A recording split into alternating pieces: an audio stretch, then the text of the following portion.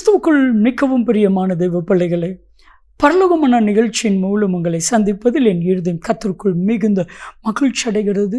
உங்கள் எல்லாரையும் இயேசு கிறிஸ்துவின் இன்பையின் நாமத்தினாலும் கிராஸ் டிவி ஊழியங்கள் சார்பாக என் அன்பின் வாழ்த்துக்கள். இன்றைய பரலோகம் அண்ணா, நொறுங்குண்ட இருதயம் மகிழும். என் அன்பு தெய்வ பிள்ளைகளே, இன்னைக்கு எல்லாரும் நம்முடைய இருதயத்தை உடைத்து நொறுக்குகிறாங்க. ஒரு பக்கம் பிசாசு நம்முடைய இருதயத்தை உடைத்து நொறுக்குகிறான். மனிதர்கள் ஒரு பக்கம் இருதயத்தை உடைத்து நொறுக்குகிறாங்க. உலகம் ஒரு பக்கம், நம்ம நேசிக்கிறவங்க நம்மளை காயப்படுத்துவாங்க. பாருங்க, நம்மளால் தாங்க முடியாத அளவுக்கு நம்முடைய இருதயம் சுக்கு நூறாய் உடைந்து போகும். ஒருவேளை உங்கள் இருதயம் உடைக்கப்பட்டிருப்பீர்களே, ஆனால் இன்றைக்கு உங்கள் இருதயத்தை கத்த மகிழ பண்ணுவேன் என்று கத்த தீர்க்க தரிசனமாய் சொல்லுகிறார். இருதயம் உடைந்து போயிருப்பீர்களே, ஆனால் உங்கள் இருதயத்தை மகிழ பண்ணுவாரா. சங்கீதம் 105:3 பின்பகுதி, கர்த்தரை தேடுகிறவருடைய இருதயம் மகிழும். என் அன்பு தேவ பிள்ளைகளே, மனிதர்களை உலகத்தை நீங்கள் தேடி போவீர்களே, ஆனால் உங்கள் இருதயம் நிச்சயமாய் காயப்படுத்தப்படும், சுக்கு நூறாய் உடைக்கப்படும். அதே இருதயத்தை ஆண்டவரை நோக்கி தேடுங்க, உங்கள் இருதயம் மகிழும்.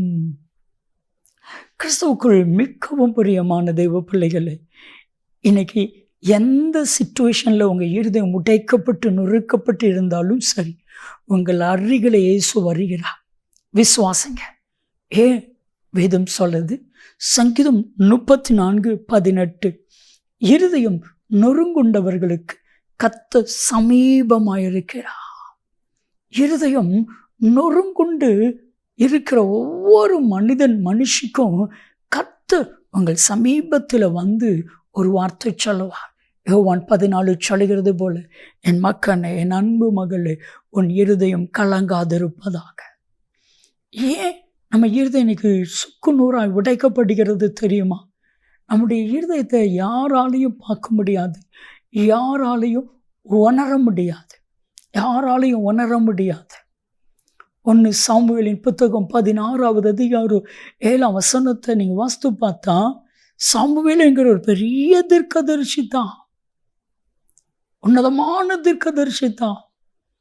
ஆனாலும் சில நேரத்தில் மனிதர்கள் பார்க்கிற பிரகாரமாய் சாமுவேல் தீர்க்கதரிசியும் பார்த்து விட்டான்.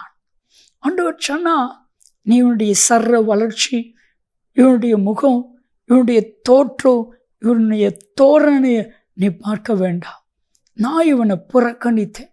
மனுஷன் பார்க்கிற பிரகாரமாய் நான் பார்ப்பதே இல்லை. மனுஷன் முகத்தை பார்ப்பான், நானோ இருதயத்தை பார்ப்பேன். என் அன்பு தெய்வ பிள்ளைகளை, இன்னைக்கு உங்கள் இருதயத்தை உடைக்கப்பட்ட உங்கள் இருதயத்தை பார்க்கிறோம்.